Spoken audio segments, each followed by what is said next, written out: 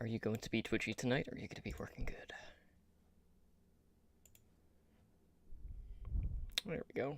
We got visual. Switch that over.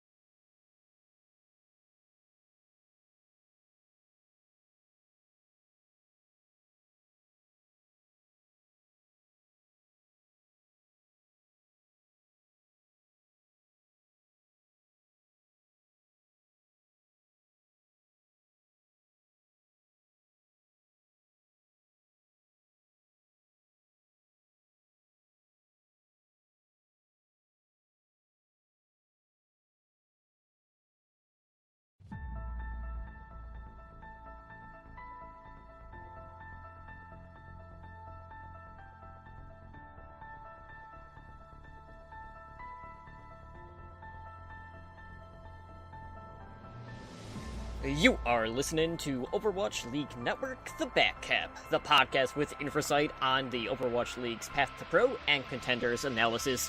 Here are your hosts, Emily Drunk and Ren.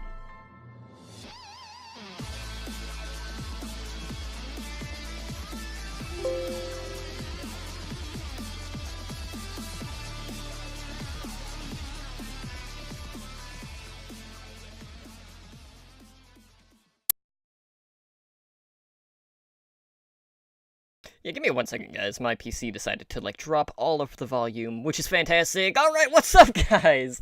Welcome back to Overwatch League Network, the Backcap, the podcast with Infrasight on the Overwatch Path to Pro and Tier 2 scene. I am your host, Simply Drunk, and tonight is episode number 22. And we got a pretty busy week in regards to Overwatch news. We had Hero 28 drop today on the PTR on June 28th. And I've never seen the Overwatch community more divided than it is right now because of this Overwatch hero reveal. But that is a story for another podcast in our podcast umbrella.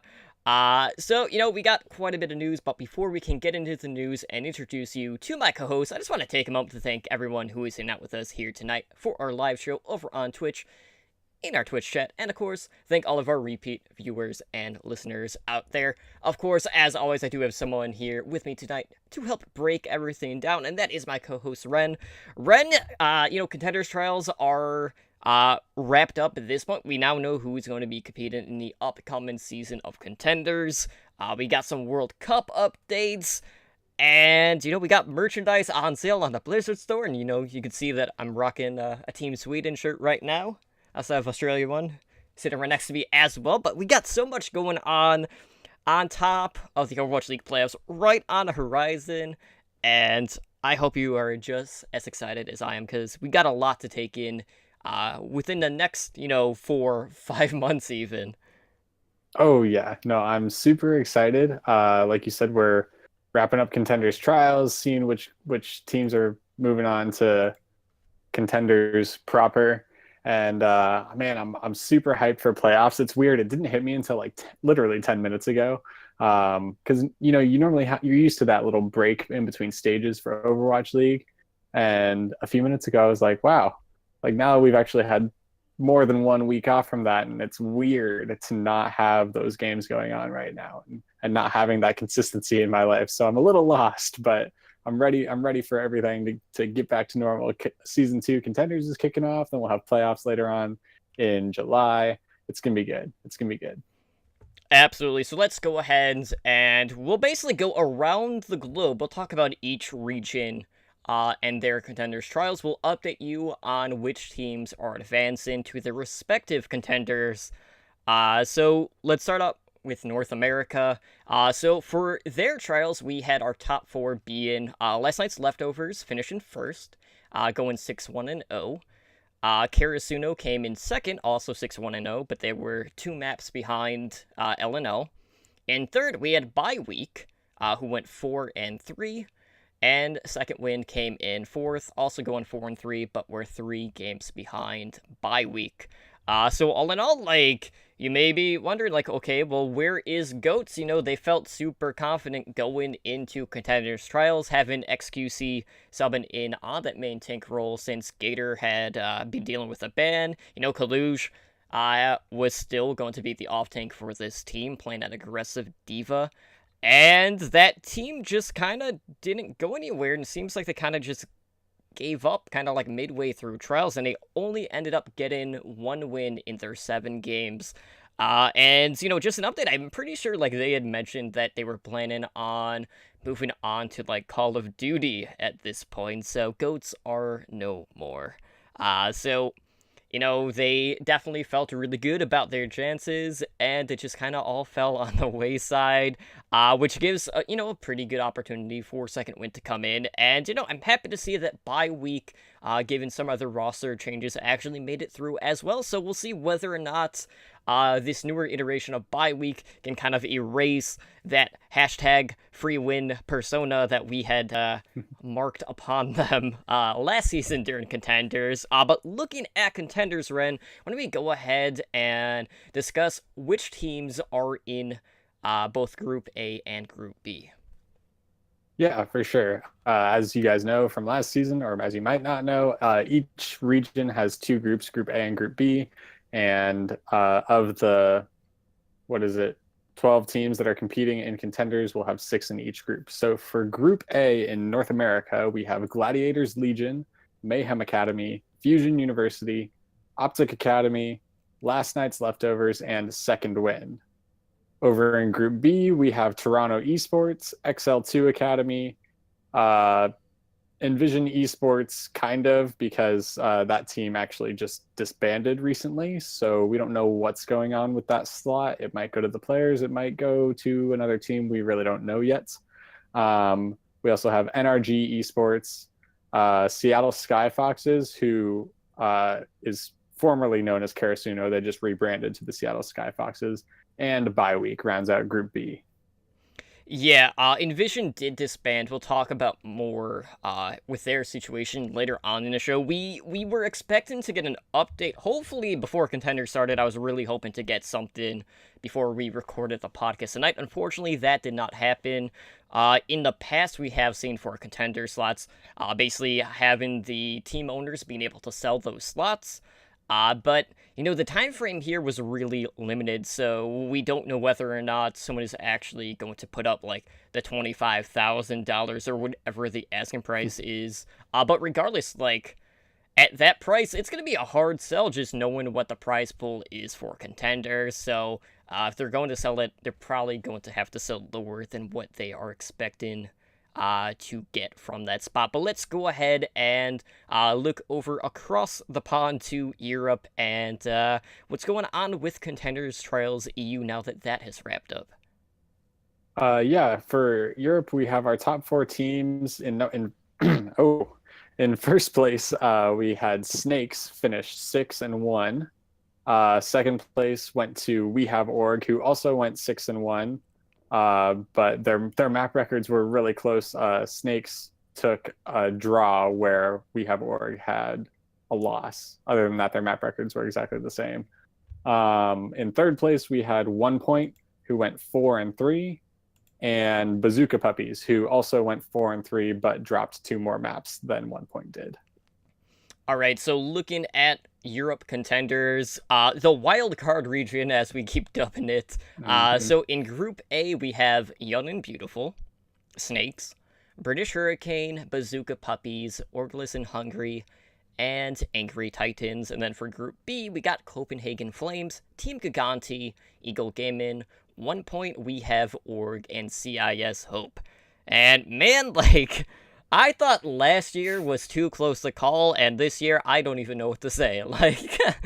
We've seen a lot of changes for quite a few of these teams. Let's use Eagle Gaming for instance. This is a team that post Contenders, they have picked up a ton of momentum. A lot of that was dealing with the fact that we entered kind of like that 303 meta over in Europe, and that is a definite tank heavy team. But who knows how they're going to do now that we are going to be seeing a lot more double sniper compositions coming out, given what patch we'll be playing on.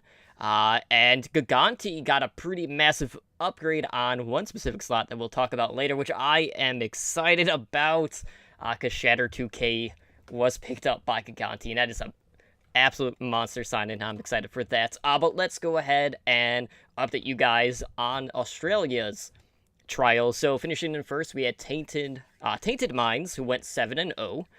In second, we had Serenity, who went 6-1.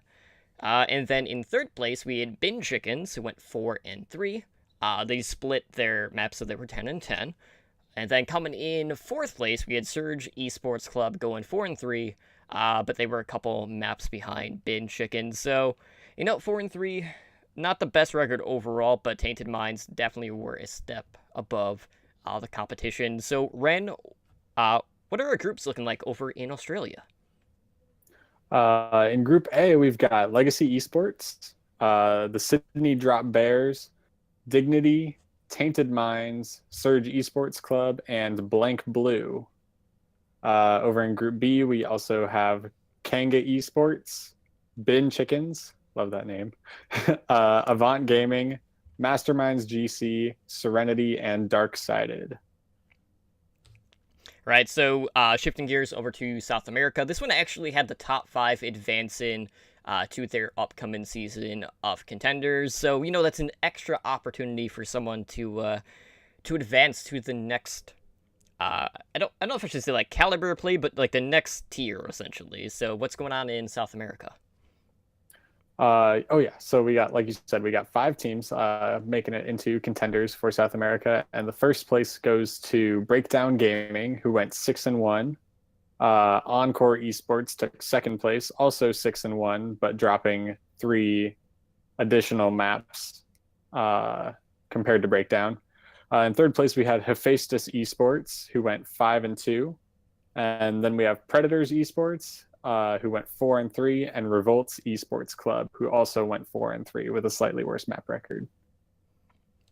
I know what's interesting to me about South America is the fact that like 90% of the teams have esports in their title, and then they all spelled esports or like capitalize esports or have extra accents in esports. No one can seem to be on the same page here, and it's a little redundant. So I don't Yeah. know what's going on with South American Brandon, but something has to give. It's a bit much, and you'll also notice another thing in common when I talk about the groups for South America. So in Group A we have Breakdown Gaming, Revolts Esports Club, Caverna Esports, Brazil Gaming House, who's been the representative of Brazil in the World Cup in prior years for Overwatch.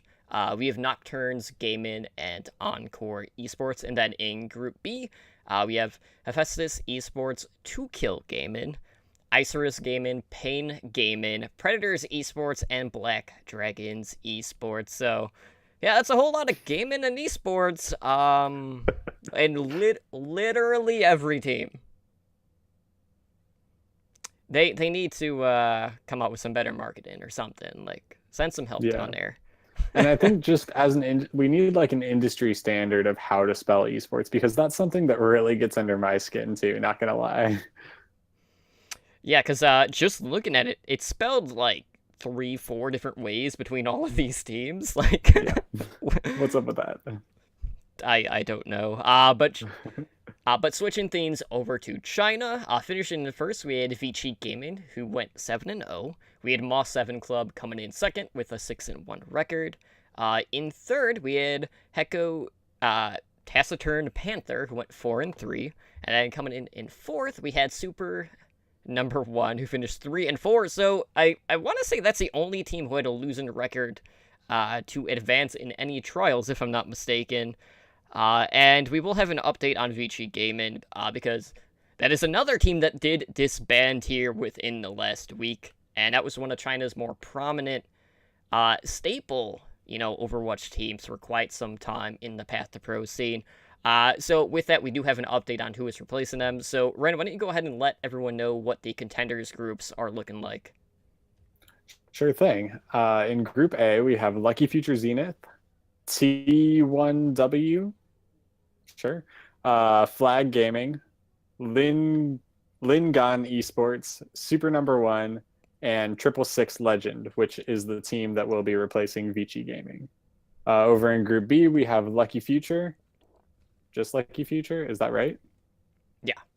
Okay. They're sister teams. Sorry, that threw me off because Lucky Future Zenith. Sorry. In Group B, we've got Lucky Future, LGD Gaming, Team CC, Legend Young Beyond, Moss 7 Club, and Hero Taciturn Panther. These names are weird too.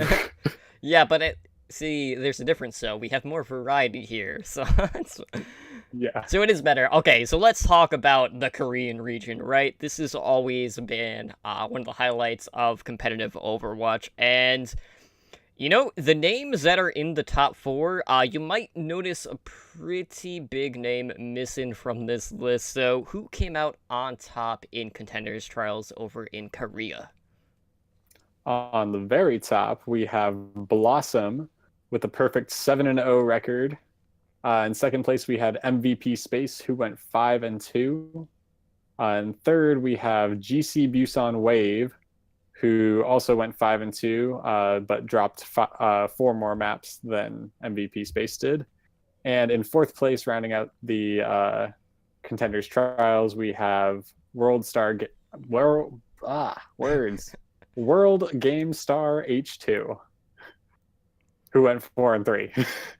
Yeah, so you might notice a pretty notable name in Meta Athena not even Hmm. being in the top four. The results of the final day brought them down from having a slot to being in fifth place by one map.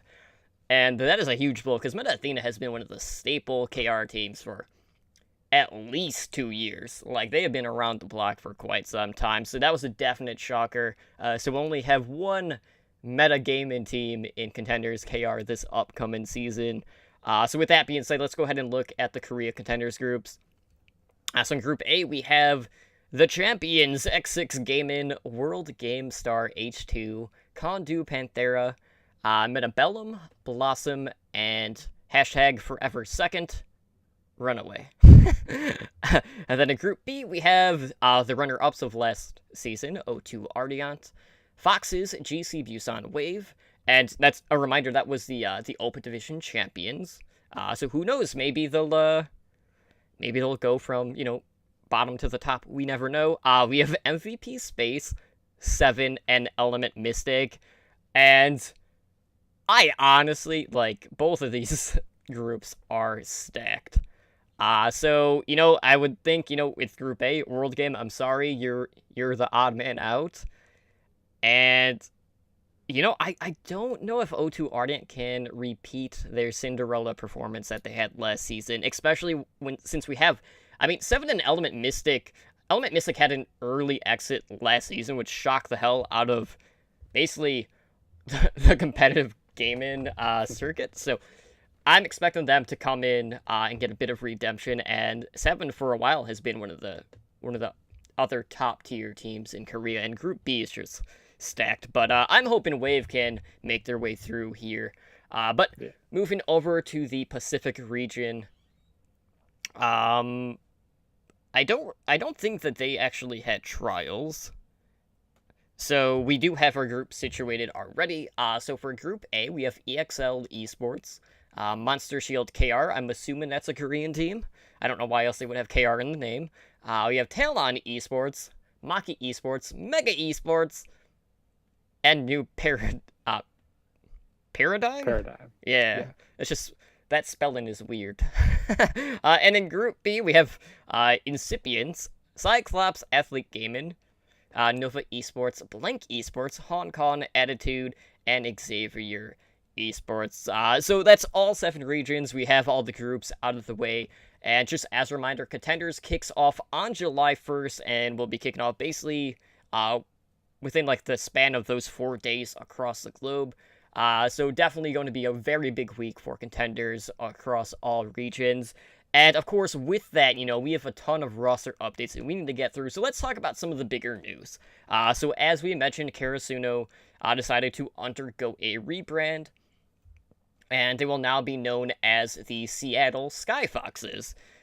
So they're basically looking to soar to some new heights following their trials run. And the rebrand happened because there may have been some upcoming potential legal issues with Viz Media with the Karasuno name, their logo, and the color scheme, perceived to have some ties with an anime out there. I'm not even going to try to pronounce it because I know I'm just going to butcher it. It looks like Haikyuu. It's spelled like haiku, but it has a Y. Whatever. So the team stuck with their motive of hashtag take flight that they used when they were Karasuno. And the goal of this rebrand was to create something that looked Overwatch League quality. And I have to say, I was astounded by this rebrand and just the look of it. The only question is, okay, what's going to happen if Seattle gets an expansion team in the Overwatch League? Are they going to be forced to have to rebrand again? Because the chances that Seattle's just going to be like, oh, well, there's already a Seattle team, let's just sign him. I don't think that would be very likely.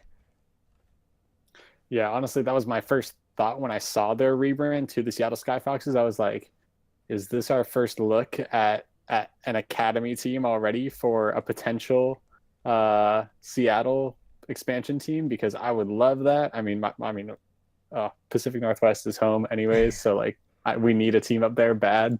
But I don't know how that would, since that's not the case, I don't know how that would really work. I mean, if Seattle did get an expansion team, I feel like they might maybe think about signing them. It seems like that wouldn't really be a smart move to just sign a team because of the name. Maybe they would buy the name from them or something like that. I have no idea. I would hope that they would at least be familiar with the team before approaching them in the first Right. place. Yeah, no, I really don't know how they would handle that, but yeah, I guess we'll see.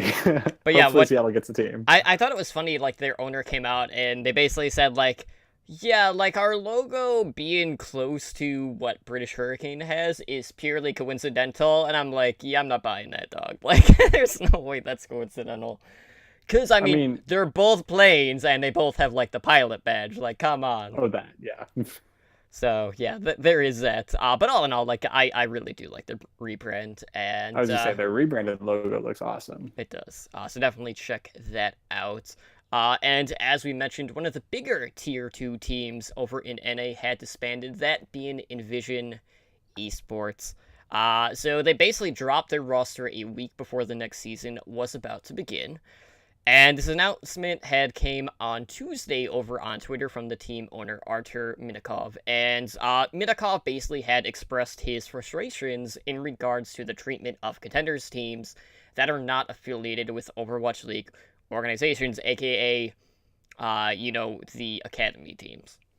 So he basically said, like, they're just not getting any support whatsoever in building up Envision Esports as an Overwatch team. And this has been a team that has been one of the staples in the NAT2 scene for the past year and a half. And this is a team that finished in the top 4 last season in Contenders in A. And I know there was an update from their team captain, who is McGravy, who says that the players are planning on remaining together as a team.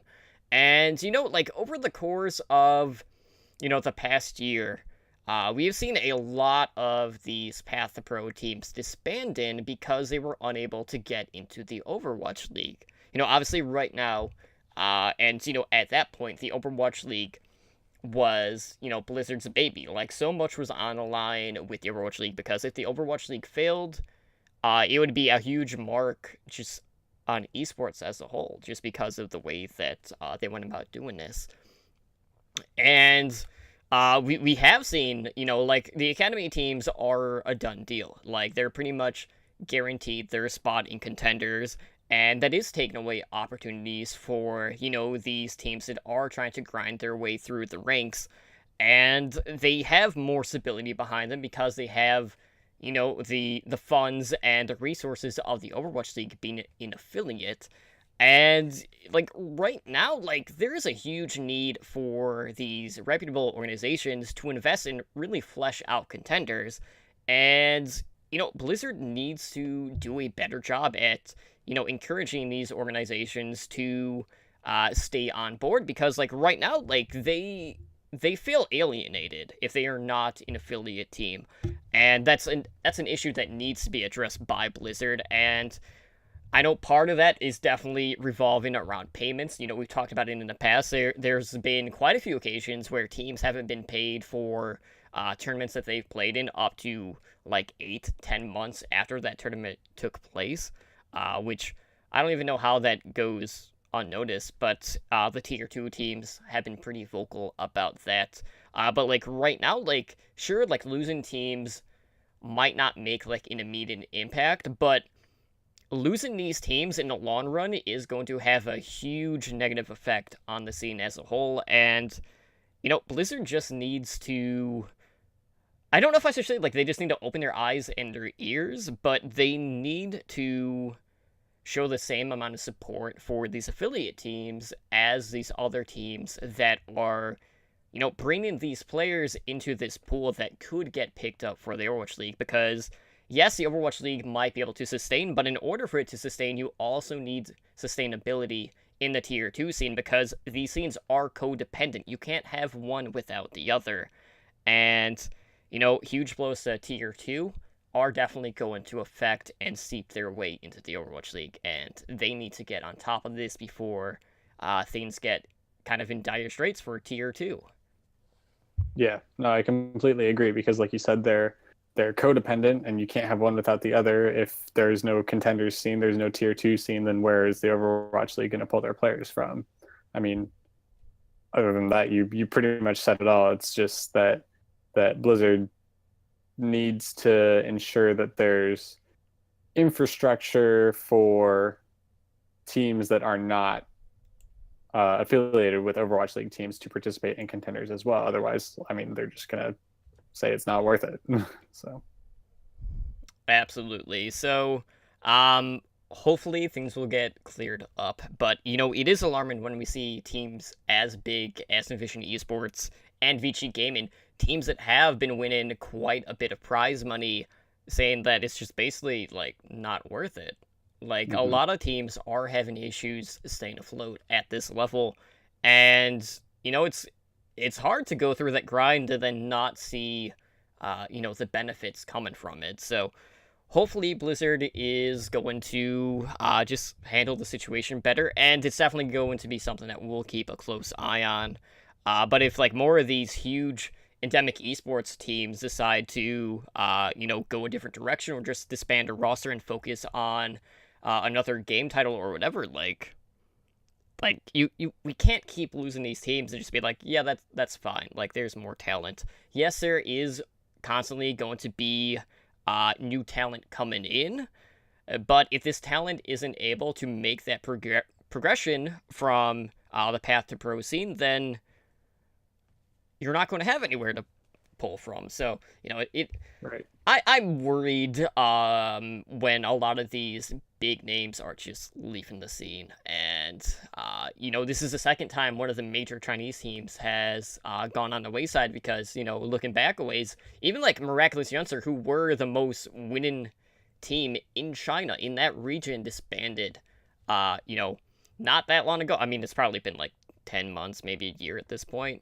But that makes the top two Chinese teams at this point haven't dissolved very recently. So Blizzard needs to step in and do something. But let's go ahead and talk about the other slew of roster updates in the Path to Pro scene. We got a lot going on. So Ren, why don't you take it from here? What's going on in regards to roster changes? Yeah, we got, like you said, we got a lot going on. In the North American region, we had Hexo leave from Toronto Esports. Sword and Silence went to Last Night's Leftovers. Fisher joined Optic Academy, and TZ and Wuya also joined XL2. In China, we already mentioned that Vici Gaming disbanded. We also had That's a Disband Yeah, in EU. They lived up to their name. Oh yeah, it's funny. The tweet that they put out about it was pretty funny. You should check that out. We had Morzy, Tsani, Hypnot, and Awkward all leave from Bazooka Puppies in EU. And then Nesh and Mikey A actually got picked up by British Hurricane. Tri-Spear got picked up by the Bazooka Puppies. And as we talked about earlier, Shatter 2K got picked up by Team Giganti. We also saw in Australia, ATAR go to Blank Blue, and Color Hex get picked up by the Sydney Drop Bears. And that rounds it out for our roster updates. Yeah, I know there were like a ton of roster announcements in regards to like a lot of the contenders teams, and I'd love to go through all that. It's too repetitive. But going back to the XL2 sign-ins, having signed Tizzy and Wuhail. Both of those players are former Overwatch League players from London Spitfire. Tizzy was the only one that hadn't seen play on stage for the Spitfire. Wuhail had played quite a bit, and that makes like all of these ex-London Spitfire players haven't found new homes in the Path to Pro scene. Obviously, we saw Rascal get picked up by Energy Esports not too long ago. It was Hureg who had gone to Runaway, so he's in Korea. Now we have Tizzy and Wuhail competing for XL2 in NA. So, I'm excited. Hopefully we'll get to see Tizzy actually play, and, it gives the New York Excelsior, right to match offers on some two pretty good players. And I think Tizzy, once he gets a little bit of playtime, is definitely going to get another look from the Overwatch League once people can actually see what he does, because that kid is a monster. But all in all, like, obviously I'm hyped for Shatter 2K. He has been one of the standout DPS players.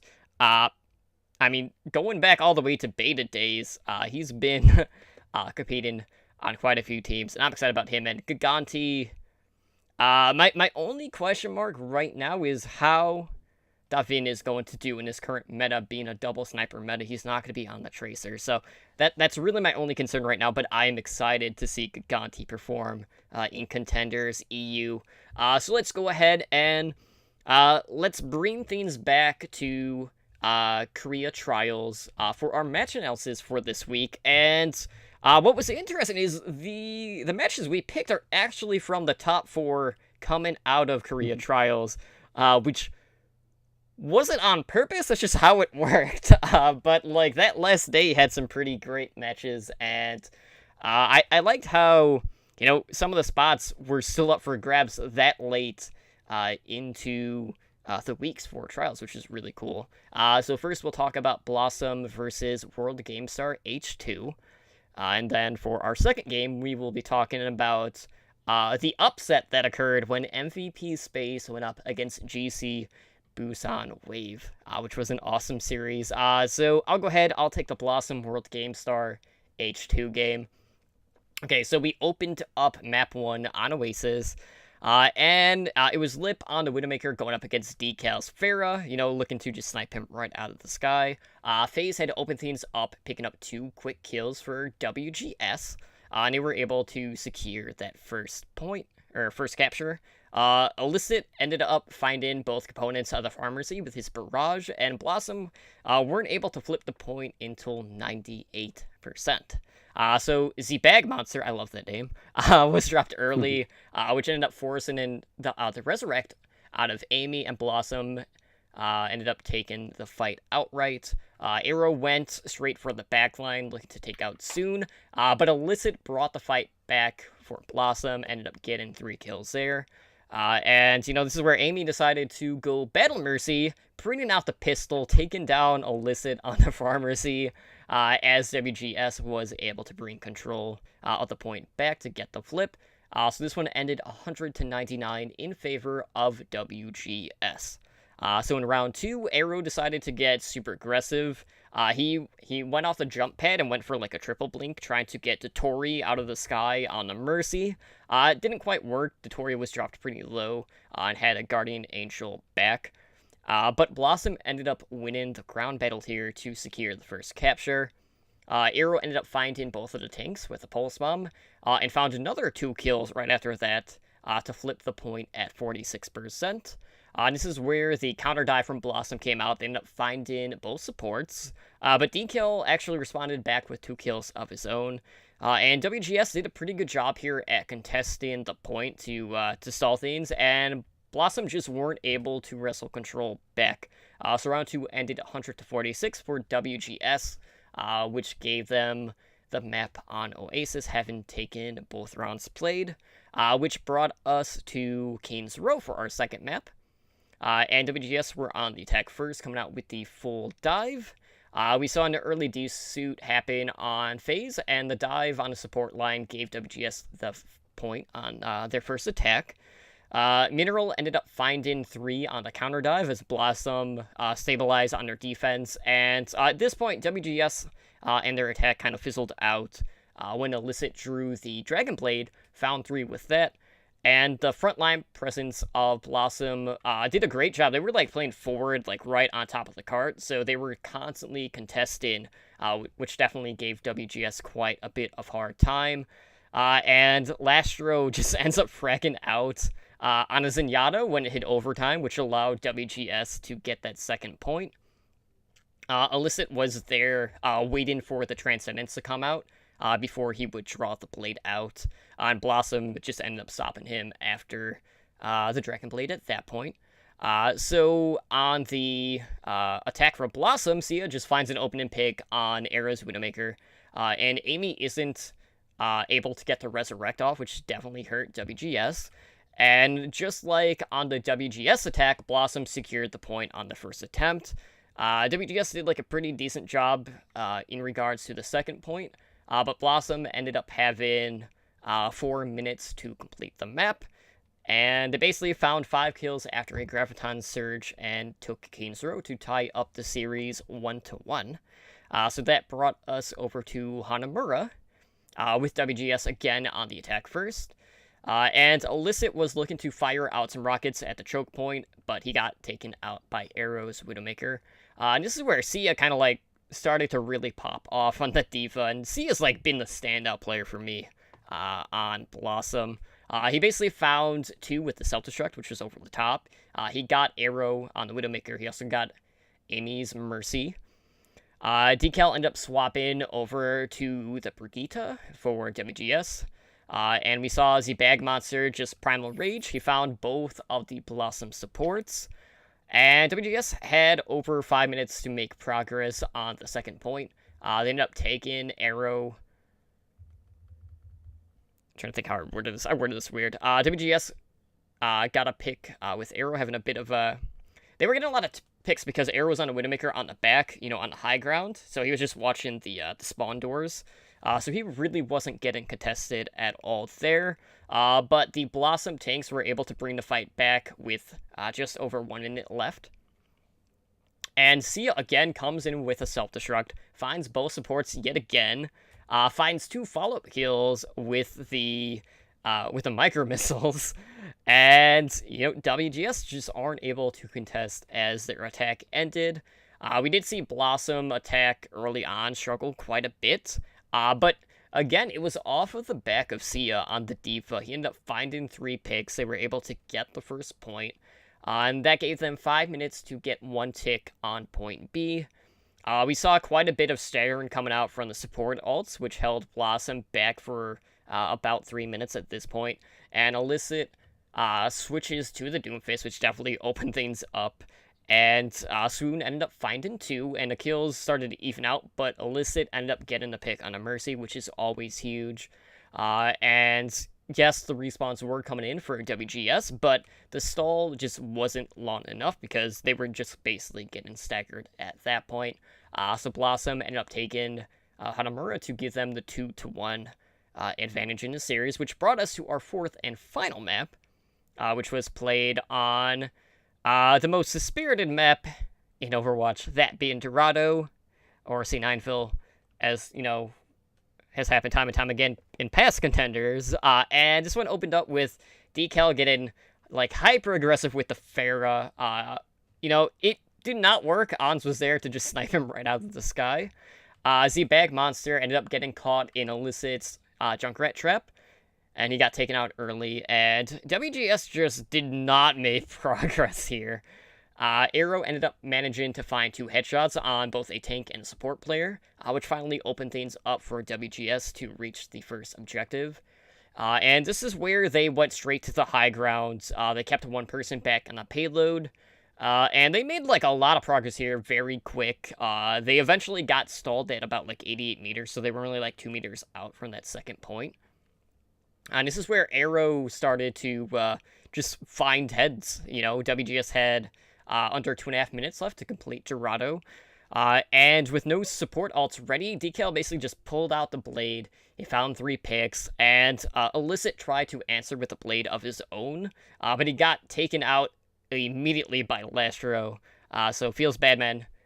We always hear from the pros talking about how using Dragon Blade is the worst feeling because it's an automatic death sentence for you because of how loud it is, which is absolutely true if you can build it at a remotely decent time or at all. Ikium. But anyway, getting back on track, WGS completed the map. So they had under a minute left, so they're still going to have a minute in their time bank should Blossom complete the map. So for Blossom's attack, we saw Illicit coming out with the Pharah. He went over the top, and he caught Arrow's Widowmaker by surprise with the angle that he took. And Sia opened up quite a bit of space in front of him. Blossom were able to hit that first objective. And, story of the match, Sia again finds both WGS supports with the Self-Destruct. And I don't know if it was just the angle he was taking, or just poor positioning by the support line, or just bad game sense, whatever narrative you want to drive, it was all in Sia's favor with his ultimate.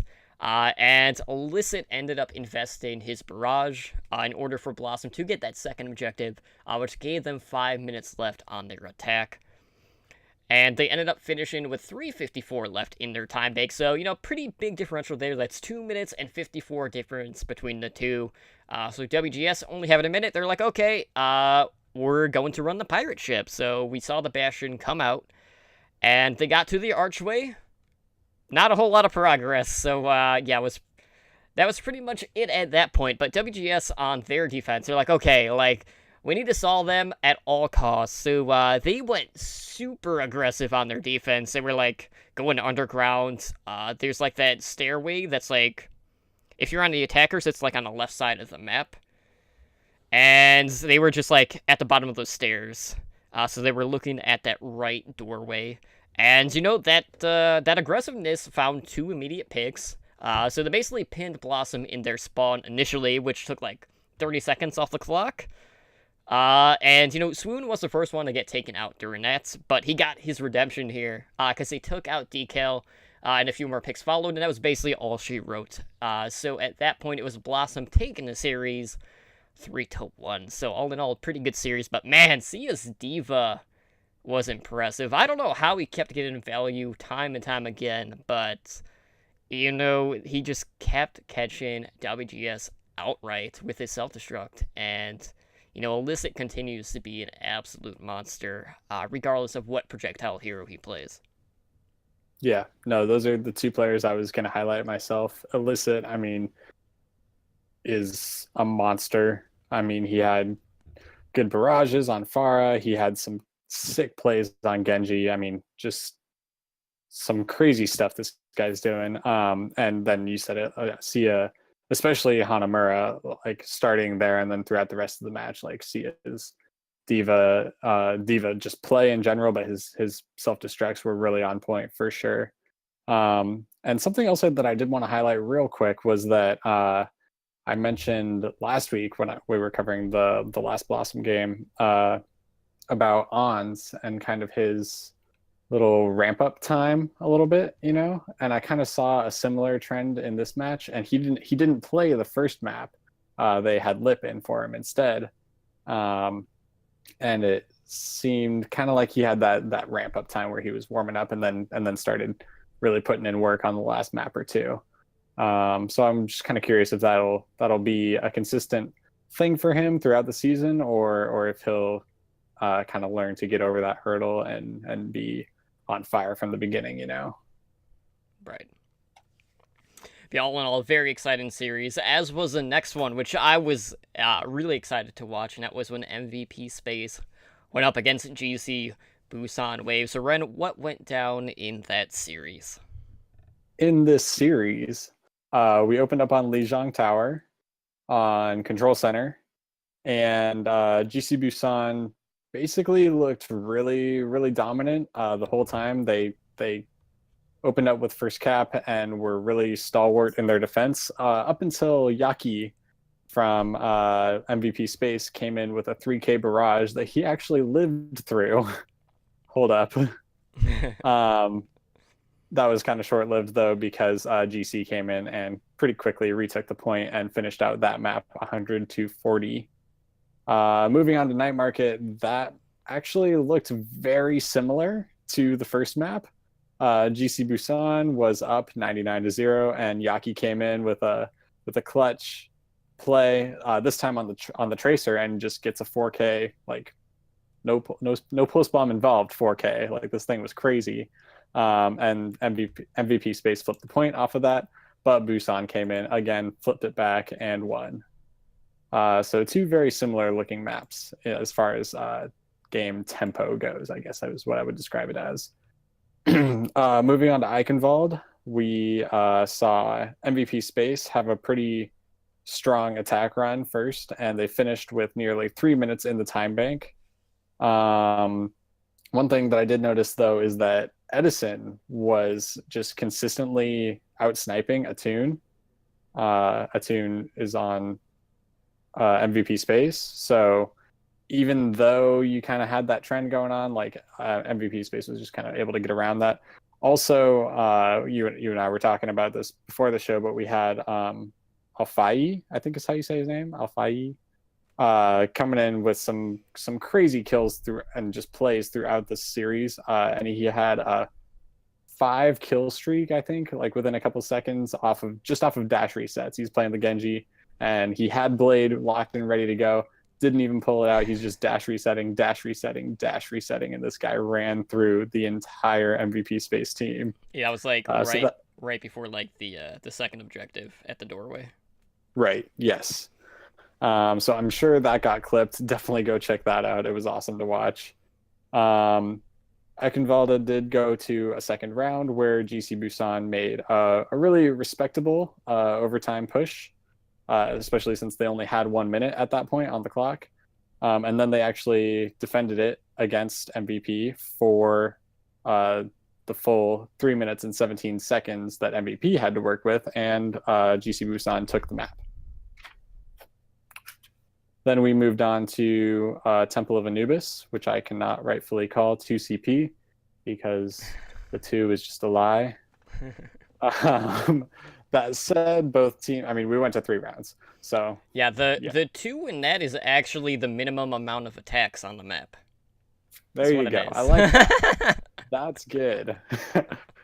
But so both teams finished their first attacks with about 5 minutes left in the time bank. So they both had really fast attacks, and just kind of the theme of this map for these two teams, especially, is both had fast attacks, strong attacks, and just like their defenses just fell apart, which is why we end up going to so many rounds.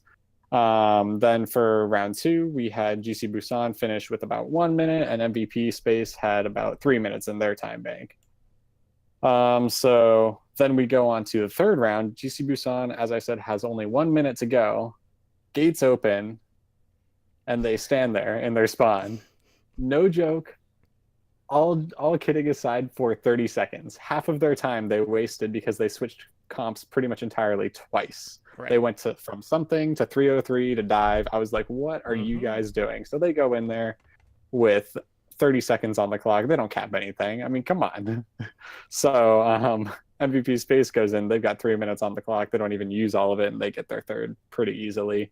So I don't know what was going on with GC Busan there. That seemed like a little bit of a communication mishap, maybe. I'm sure Totem will enlighten us because he knows. I can see it. I mean, you don't know. No one knows. Lastly, we went to Junkertown, and we saw Edison switch to the Doomfist from the Tracer for the point B take, and he made some really good-looking plays. After he made some really good-looking plays, he had a 3K, which really helped them secure point B, and they were about halfway through taking point C, and he kind of just air meteor striked. It's like an air ball, but with meteor strike. That is just like completely wasted his ult. It was so weird. That is such a hard ability to hit, though. Well, it was, yes, but there was like no one around. I was just confused by it. I was like, why'd you hit Q? I think there was. So I want to say there was a diva up there, but still, like, it was on that rotating platform, so like the land in circle in that instance would have been really weird too. Right. Yeah, he did have the propellers of that point C propeller platform thing moving around, which I can see why that would be hard to target it with, but it was just kind of cringy. Where were we? Okay. It was an NA ult. Oh yeah, and so their attack did get halted, just shy of point C. MVP Space came out on their attack running full pirate ship, with Attune on the Bastion, and it worked out for a minute because they were uncontested, because GC Busan was running a pretty far back defense, and as soon as the teams collided, Busan was able to pretty easily dislodge Attune, and once the cannon is out of the ship, it's not going back in. So they tried to make some comp switches, and MVP Space just couldn't get their footing back and ended up getting full held by GC Busan Wave, giving the entire series to GC Busan Wave 3-1. Yeah, so kind of going back, something that really was like an eyebrow raiser for me. So going back to Lejeune Tower on that first round, MVP Space decided to come out with a triple DPS comp, right? They came out with the Doomfist. They came out with McCree. They had paired that with the Pharah. Busan Wave was running a traditional kind of 2-2-2 comp. And, yeah, like, that didn't really work. So I don't know if that was just something that they had practiced, or if they were just trying to throw him off. Whatever, didn't work either way. But, like, this entire series, it felt like a series of one-upsmanship between Yaki and Alfai, because anytime someone would do something amazing, the other person would do something even better. So it's just like, how much more can these two do? And like every single map, that was pretty much the case, because Yaki was constantly finding sticks with the pulse bomb. Alfai was kind of like trying to backcap quite a bit, which didn't quite work. But like he would get like half of the control, but they would eventually bring people back to the point. I'm trying to think like what else. You already noted like the crazy amount of dash resets in Eichenwald, which was fun.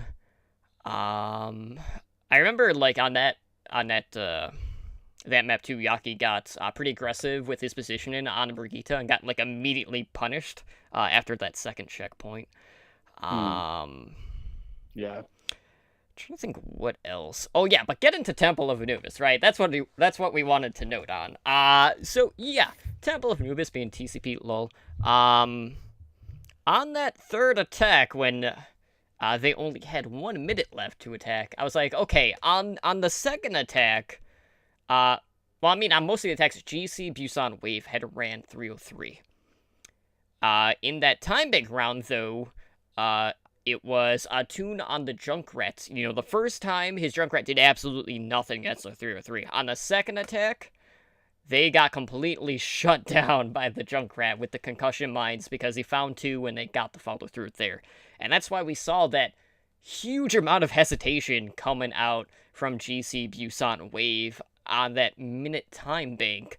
But it was weird, though, because it's like, I can't remember what initially they started with, but then they went to the 303, and then I'm sure that sunk into the back of their head. They're like, okay, like, that did not work on the last attempt, because it took them, like, 3+ minutes to get that first objective on the second attack. And then, at that point, like, regardless of the hero swaps in this instance, like, with only 1 minute left on the attack, you're looking at 1, maybe 2 attempts, 3 if you can somehow stall. But they basically cut their legs out from underneath them at that point with their indecision, so I'm sure there was some miscommunication going on at the time, but I feel like it was more so just the thought that the 303 did not work as well as they would have liked given that second attack, so they just didn't want to try it again, and I don't blame him in that case, just because it did seem to shake them up quite a bit. But yeah, that indecision making though definitely cost them the map. But either way, the time was against them. But yeah, like Junkertown is what it is. Like that's just a weird map. That was pretty decisive though. With Wave finishing with like 204 and just getting a full hold.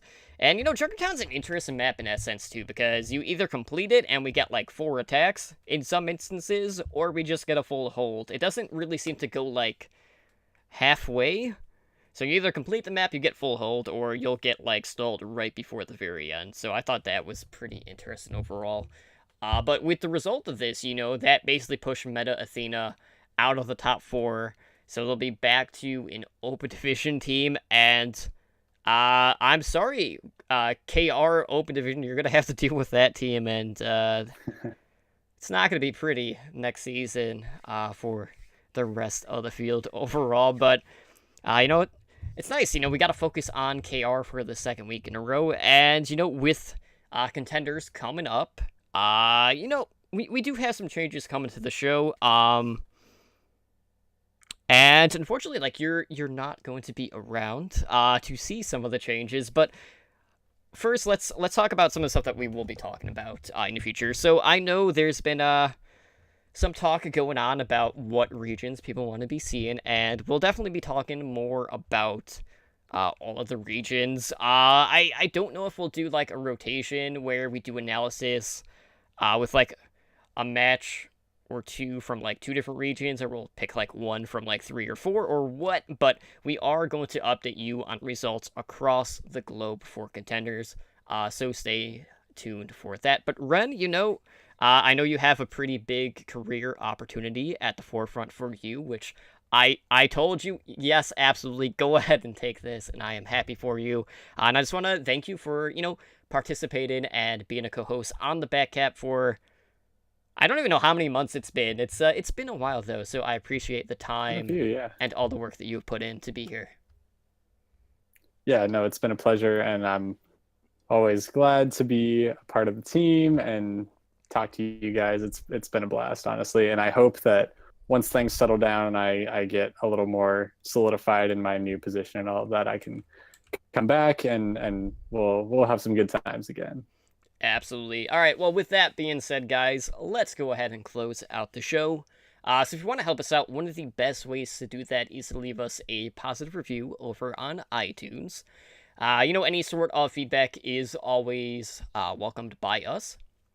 And we're always looking for ways to improve and make for a better listening experience for you guys. Just an update on Overwatch Recall. That is our podcast directory for Overwatch content, which you can find on Twitter at OW Recall. I went through our website and I organized things a little bit, so we still have our podcast directory there.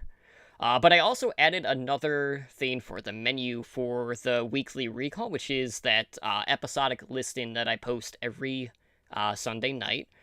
So you can find Overwatch Recall and the weekly recall on our menu on our website, so that should hopefully make things a lot easier for people to find just all the weekly stuff, because I know the way I did it before wasn't kind of ideal, so this will definitely be a lot better for people out there. And it's like a mass, like, with the link that I have, it shows like all of the stuff too from all the prior weeks too, so it's just like a master list of all the weekly recalls, rather than doing like separate pages. So that'll be a lot better for our listeners and people looking to find new content. In regards to our community events, we have our 3v3 Lockout Elimination Tournament. Guys, we need people to sign up, please. We only have like 2 teams right now. We're hoping to get more. I don't know if people are waiting last minute or what, but hopefully we'll have a few more people.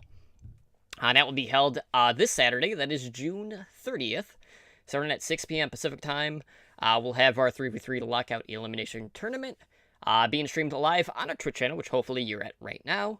That will be casted by myself, Totally Drunk, and my soulmate, Slambo. And we'll be giving out some prizes for our tournament entrants, as well as our Twitch chat viewers. So to sign up, just go to challenge.com/OWLN, grab a few friends, register a team, get signed up, and if you need any help with that process, I will be more than glad to help you with that. With that being said, Ren, why don't you go ahead and let our viewers know, and our listeners know, where they can get a hold of our podcast and really our podcast umbrella over on the social media. Oh yeah. If you guys want to email the show, you can do so at contact@owlnshow. owlnshow.com. The email is contact@owlnshow.com, just in case you missed that. Sorry. We are also live streaming on Twitch right now at twitch.tv/owlnshow. We did hit Twitch affiliate, which means that you can support the show by subscribing to our Twitch channel, and you'll unlock our network emoticon. So thank you again to everyone who has been watching the shows live. It's great having you guys out there with us. We like having you here. If you want to catch us live, we are on 3 nights a week. We have our flagship show, Overwatch League Network, on Mondays at 7 p.m. Pacific, Heroes Never Die on Wednesdays at 5 p.m. Pacific, and The Backcap on Thursdays at 7 p.m. Pacific. Host streams will also be held on Fridays and Saturdays at 7:30 p.m. Pacific. You can also find us on YouTube if you just search for Overwatch League Network. We are getting close to that custom URL, which means you could definitely help us out there by subscribing to our channel, and we would really appreciate that too. All of our podcast episodes and top plays and other videos can be found over there. But now that you know how you can contact the show as a whole, and like Totem said, the umbrella of Overwatch League Network, why don't you let them know where they can get a hold of you personally, Totem? All right, well, I am over on the Twitter sphere that is at TotallyDrunkCTR, generally just posting about Overwatch, scary movies, trolling Blaze and Bob, or memeing. I don't know what to say at this point. I'm also on Twitch, usually at this channel, 3.5, depending on my schedule, nights a week. And we already went over the schedule, but Ren, where can people get a hold of you over on the social media? Yeah, you guys can find me on Twitter at Primal Ren. That's Ren with 2 N's, as always. I also have a Twitch channel that is in limbo right now at twitch.tv/primalren. More stuff will be happening over there in the not so distant future, despite my impending hiatus from podcasting. I will definitely still be active on the social medias, posting about Overwatch, World of Warcraft, Blizzard stuff in general. So definitely follow me over there. I want to keep in touch with the community, and I mean, like I said, I'll be back. I'm definitely gonna be re-entering the content creation game in some way, shape, or form after things get a little more stable. So thanks, guys. Absolutely. So with that being said, guys, we're going to go ahead and get the heck out of Dodge. So thank you so much for tuning in yet again to OWLN, the Backcap. This has been episode number 22. I am Totally Drunk, joined pretty much every week by Ren, and we will see you guys back here on Saturday for our tournament, and also on Monday for... I don't know what we're doing on Overwatch League Network, since, we're kind of in that 2-week gap of not really too much happening. We'll figure it out, as we always do, but we will see you guys back for the next one, guys. Have a good night. Thank you for listening to Overwatch League Network, the Backcap. Be sure to follow us on Twitter at OWLN Show. Engage with the community on Discord at discord.me/OWLN Show. And join us every Monday, Wednesday, and Thursday night over on Twitch at twitch.tv/OWLN Show.